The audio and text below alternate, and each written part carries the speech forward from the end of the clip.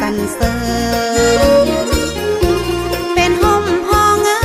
นพอทองแผ่กว้างผู้บาสีวิจัยเป็นพระผู้สร้างเป็นที่กล่าวขานเล่าสืบกันมาท่านเป็นตนบุญ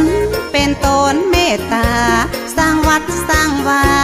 อารามใหญ่กว้างศีลธรรมประเสริฐเลิศล้ำแต่ก่อนบ้านเฮา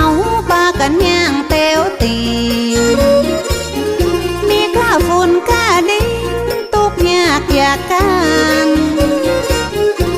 ตู้เย็นทีวียังบ่มีเข้าบ้านถนนหนทางบ่ได้ลาดยางบ่ต้อยดอยสุเทพลมพัดซอยซอยเป็นป่าเป็นดอยลัดตามห้อยห้อมหอยเป็นหมอกเป็นเมยปัดเจยจุ่มหนึ่งแถว4-5 ชั่วโมงกว่าจะขึ้นไปถึง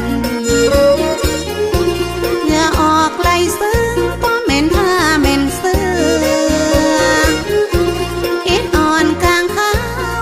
ยังเป็นเมื่อป้าเขาคุ้มคือเป็นห้องบางเงาเดี่ยวดงเรียบเลาะถ้าหินปูนเขากว่าตีหมู่เฮาจะขึ้นไปใดครูบาสีวิจัยต้านห่วงใยเจนลาหลวงศรีประกาศได้กราบนมัสการนิมนต์ครูบาศีลธรรมขอมาย่อยกึศสร้างว่าจะปักเสาไฟขึ้นไปแบบนั้นครูบาศีลธรรมบ่ได้หับปากหับตาครูบาบอกเธอหูเหตุการณ์ต้องสร้างหนทางขึ้นไปถึงจะได้ถึงจะปักเสาไฟขึ้นไปง่ายครูบาสีวิจัยว่าจะสร้างถนนอย่าหารถยนต์แต้วขึ้นบนหือได้หลวงศรีประกาศยกมือสาขึ้นไว้ว่าเฮาบ่มีเครื่องไว้เครื่องใจทุนแรง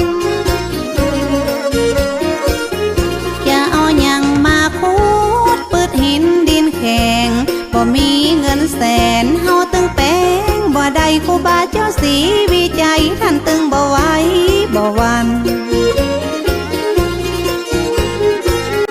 แต่ว่าบุตรว่าดาตึงจะมาจ่อยแปลงห้อมใจห้อมแห้งจ่อยกันคึดกันสร้างแต่บ่มีเงินเป็นแสนเป็นล้านจ่อยกันคึดสร้างมันตึงจะใหญ่ขึ้นมาได้ปฐมมาเลิก10 นาฬิกาที่9 พฤศจิกา2477แม่นมันครูบาได้เป็นประธานขุดแผ่วทางเริ่มเก่าเอาขอบกมาจอกขุดดินถนนลูกศิษย์ลูกย้อมต้อยตามครูบาเจ้าฟันบากถากทางต้นไม้แดงไม่เป่าห้อมห้อยภูเขาเป็นเขตเป็นแดงกำมีดมุยขอบกมาจกแผ่นดินแข็งปันเขตปันแดนคนละเล็กละน้อยปันตาปันหอยลัดขึ้นดอยมุ่นจริงจ้อยกันทุ บ่พาพาเลิศตกมาไผ่ตึงบ่ใจหินตึงผัวตึงเมียไข้หัวนั่งยิ้มพาเลิศตกกิ้งไผ่ตึงบ่จมสักกาคนที่มาจ้อยสร้างบุญต้วยกันบ่หวังเงินหวังคำปิกจอมปิกบานหวังกุศลผลน้ำสุขบานแต่ลังระยะเริ่มสร้างคนก็ซ้ำบ่หลายห้องเลี้ยงงัวเลี้ยงควายทำนาเกี่ยวข้าวเจ้าแก้วนวรัตน์ก็เป็นห่วงแต่เล่าสงสารครูบาเจ้ากลัวจะเสร็จบ่ตานเจ้าแก้วนวรัตน์เป็นห่วงเป็นหามกลัวว่าหนทางบ่ลุล่วงไปนาสงสารครูบากลัวว่าจะเดือดร้อนครูบาต้านเจ้าว่าบ่เดือดร้อนยังบ่เมินบ่นานคนจะไหลมาคอนคนจะหลั่งไหลพากันมาตัวห้องถนนจะต้องเสร็จภายใน6 เดือนคนฟ้าละมีตึงบ่มีในเหมือนผู้คนพลเมืองไล่กันมาร่วมสร้างตัดไม่บงไม่สร้างแปลงปลาล้ำโหสางกะเลียงเงี้ยวห่อไตลวะไตเกินมาช่วยกันสร้างถนนยิ่งใจหนุ่มเท่าลำปูนลำปางเมืองฝางเมืองเป้าแต่น่านพะเยาเจียงแสนเจียงไฮ้ปะลองมูเสอมาเป็นเส้นเป็นสายคนยองคนไตหลายจ้องหลายบานช่วยกันเที่ยวคนตาเหงื่อไหลไข่ยองเอาขอบอกมาจอกบ่หินบ่พาตาใน10 ว่าวัดมาเป็นถ้อยตามเจตนา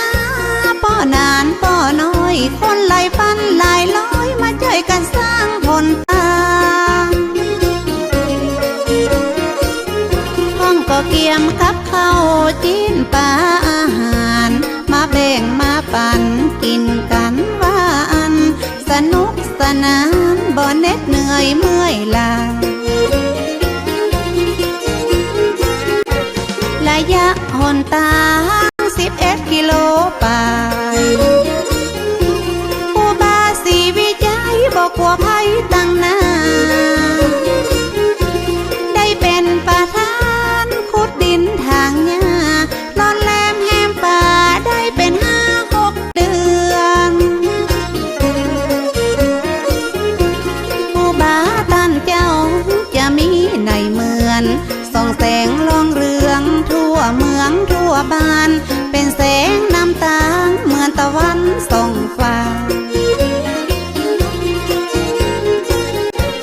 ครูบาเป็นประธานคือสร้างถนนลูกศิษย์ลูกโยมเพราะเต็มตาเต็มหน้าเหมือนพระองค์อินบินสารเมฆฟ้าทรงแต่